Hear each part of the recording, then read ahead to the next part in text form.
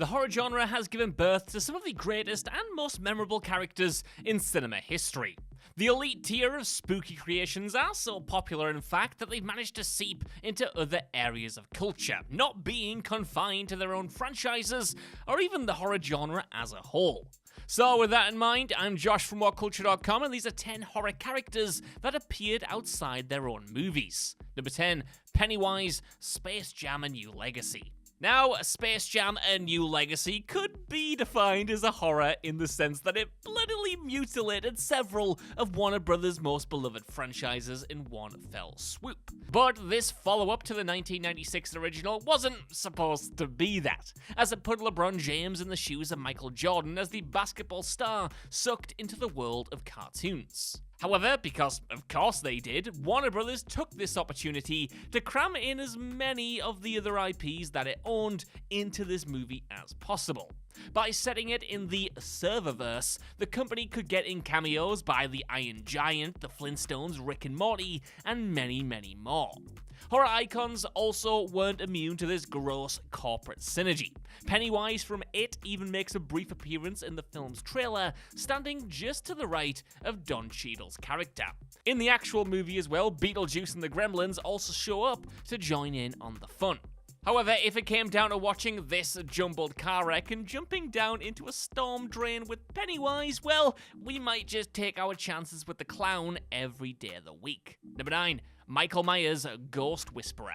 Anyone out there remember Ghost Whisperer with Jennifer Love Hewitt? I bet if you're around 30 and above, you definitely have a soft spot for it. If you did manage to avoid it in its heyday though, the show ran for 5 years on CBS. Hewitt played Melinda Gordon, an ordinary woman with the special ability of being able to communicate with the spirits of the undead. And as you can imagine, this opened up a whole world of possible crossovers. And in an episode from the show's 3rd season entitled Horror Show, Melinda is dealing with the restless ghost of a horror movie fan. To talk to her, the Phantom places its guide into scenes from said films, including Halloween.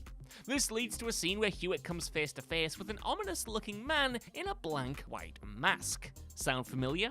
Whilst he's not credited as Michael Myers, potentially for legal reasons in the credits, this guy is 100% supposed to be Haddonfield's most famous resident.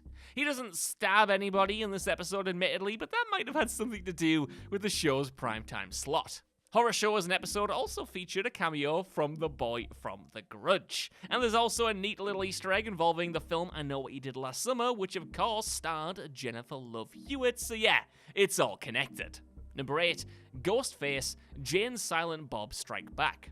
While you might have Men in Black style neuralize this from your memory, Scream 3 did feature a small cameo from beloved comedy characters Jay and Silent Bob.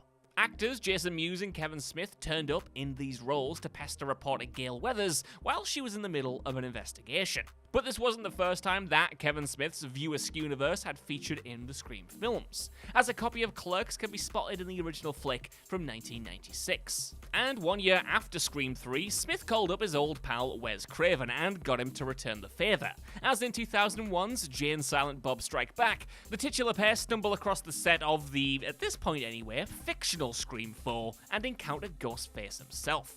In a scene for the fake movie featuring actor Shannon Doherty, Ghostface gets taken out and is revealed to be an orangutan. Because yeah, why not? This is Jay and Silent Bob, who cares? The scene then cuts to Doherty arguing with Craven himself about the direction of the project, and you have yourself all in all a nice little who's who of horror royalty. Apart from the orangutan, I have no idea if this guy starred in anything else. Number 7, Chestburster, Spaceballs. Mel Brooks has taken on everyone in his long and varied life, and in 1987 he went after Star Wars and the genre of sci-fi as a whole. Spaceballs skewered the space opera template with standout performances from the likes of John Candy in a giant dog suit, and Rick Moranis as the most ridiculous version of Darth Vader you'll ever see. In one scene in the movie, heroes Lone Star and Barth, don't ask, turn up at a space diner to get some grub.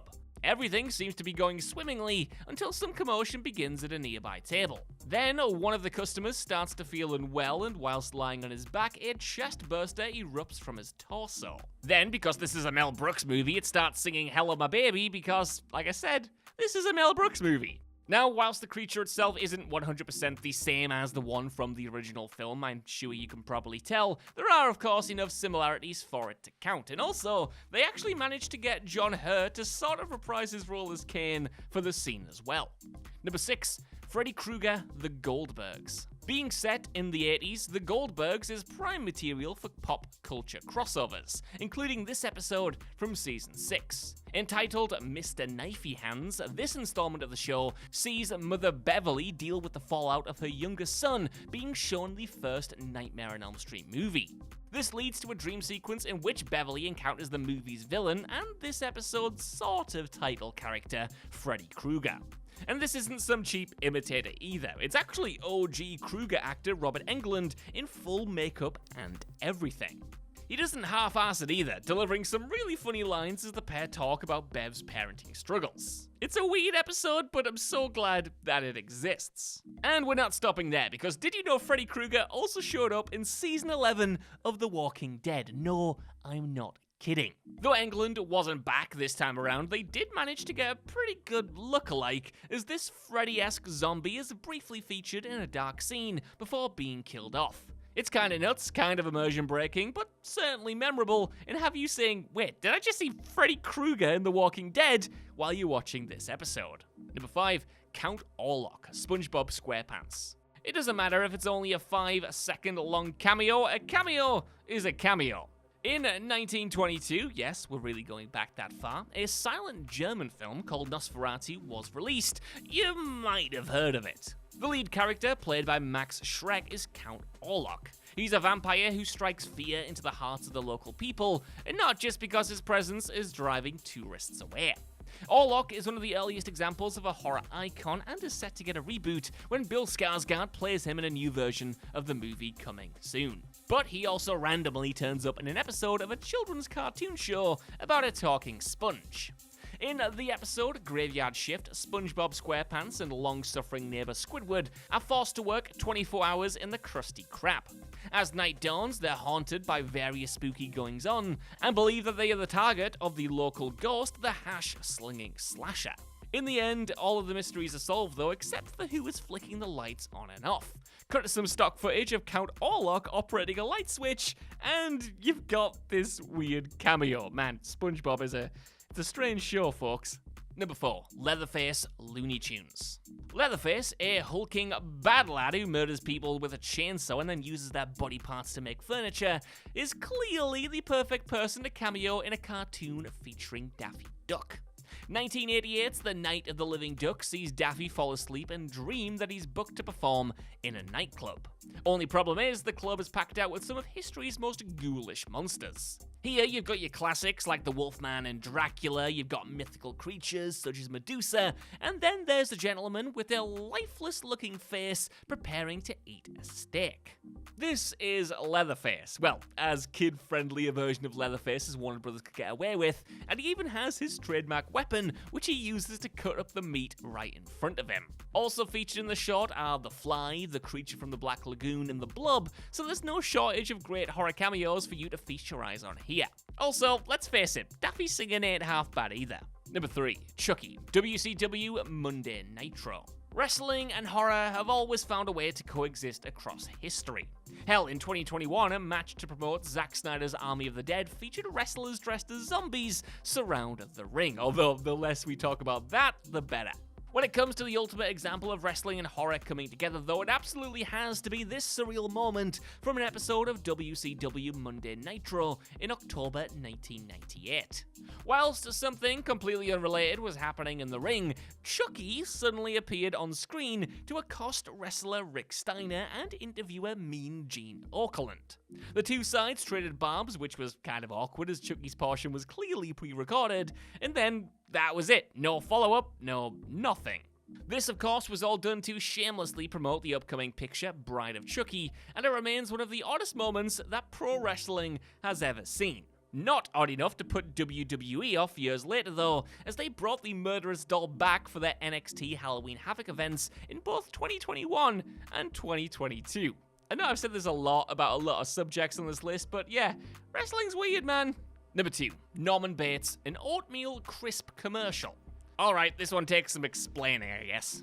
In 1960, Anthony Perkins gave an undeniably good performance in Alfred Hitchcock's Psycho as Norman Bates. A recluse who suffers from dissociative identity disorder, Bates' life is a constant struggle between his more innocent persona and his killer alter ego, modeled after his late mother.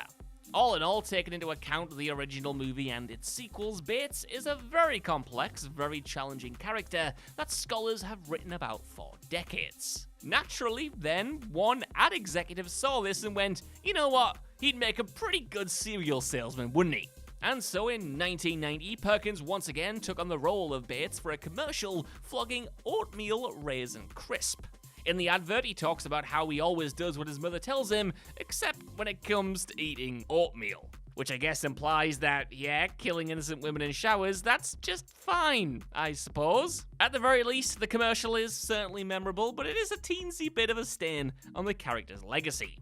Number 1, loads of them. The Simpsons. Ah, The Simpsons. We can always rely on you for a good pop culture reference. Anyone who's anyone has visited Springfield over the years, and that includes some of the biggest icons in horror history. And naturally, the show's yearly Halloween specials are a great place to start when it comes to trying to figure out who has actually been in this show. Treehouse of Horror 5, for instance, features brief cameos from Freddy Krueger, Jason Voorhees, and Pinhead as they drag Homer out of a refrigerator. The 9th edition opens with Freddy and Jason again, sat on the family's trademark couch, while Frankenstein's monster even gets it on with Nelson's mother in Treehouse of Horror XX. Outside of the spooky season, Homer has shown Maggie the movie Scream, so that takes Ghostface off this list as well. Freddy turns up again to sing a song in the episode $1 Million Abbey. Dracula is a full-blown member of the Republican Party in several episodes, and of course, this is only the direct cameos. It's not to mention the many horror characters and plots that acted as clear inspirations for parodies in these specials and just in regular episodes. Put it this way, if you can think of an iconic horror monster from the past 50 years, it's probably been in The Simpsons in one way or another. So, that's our list. I want to know what you guys think down in the comments below. What did you think of these weird horror movie crossovers? And are there any other ones I missed off here? Let me know, and while you're down there, if you could, please give us a like, share, subscribe, and head over to whatculture.com for more lists and news like this every single day. Even if you don't though, I've been Josh. Thanks so much for watching, and I'll see you soon.